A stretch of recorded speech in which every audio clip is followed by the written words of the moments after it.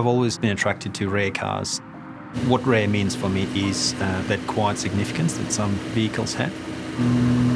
This Audi Super 90 with, years of modern technology, still this car does as well as any modern car pretty much. It's like a time machine, really. It takes me back in time.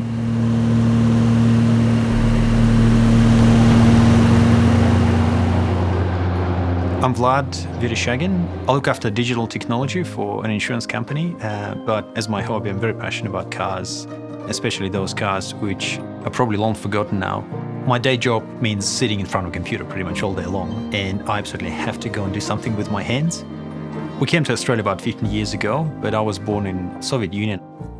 Back in the day, we didn't have Lego and stuff like that, so I remember as a kid I had to pretty much build my own toys because, well, you couldn't buy much. My dad he's a mechanical engineer, really taught me to be as self-sufficient as possible and try and, well, come up with ideas, but also find ways to realize those ideas with what you have.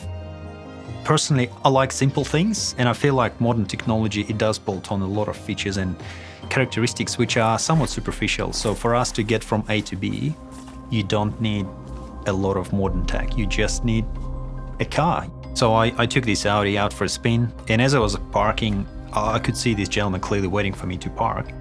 And, said hello, and then all of a sudden he goes, "Do you want another Audi?" And I said, "Well, what do you mean?" He said, "Oh, I've got another Audi, but it's 100 LS. You can have it if you want it." It was like almost it was meant to happen. I just couldn't believe it. So Ural is a Russian bike, which was actually built for the Second World War. And it is still manufactured in Russia, and it hasn't changed for the best part of the last 60 years. A gentleman in New South Wales was selling it, so I had to buy it. I love riding it.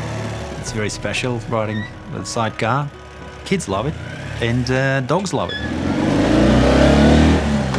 I think with some of these tradespeople who restore classic cars, they're really trying to get things back to how they used to be. So I've met Mick previously on a couple of other jobs.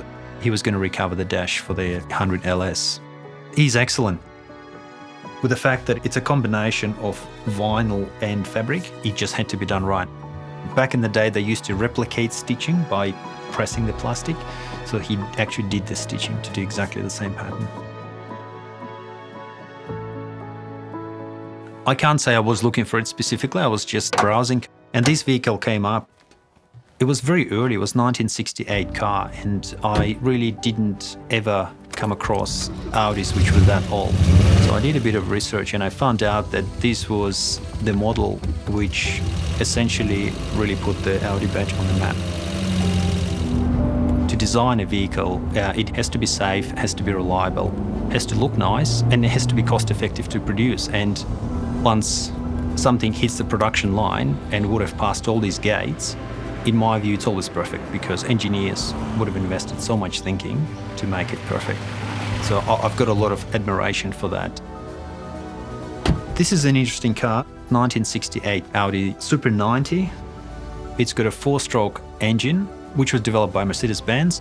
Porsche did the gearbox. What's special about this car is that it's a front-wheel drive.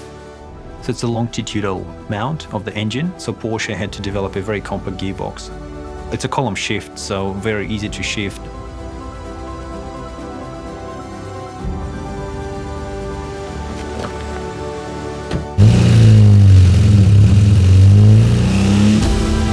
Back in the day, it was very powerful. It's quite stable, really well balanced. And it just feels light, but it feels very powerful and robust.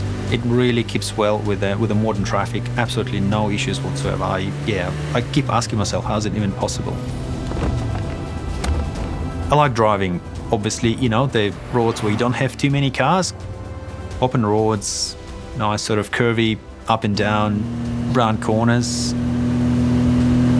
That's what I really enjoy.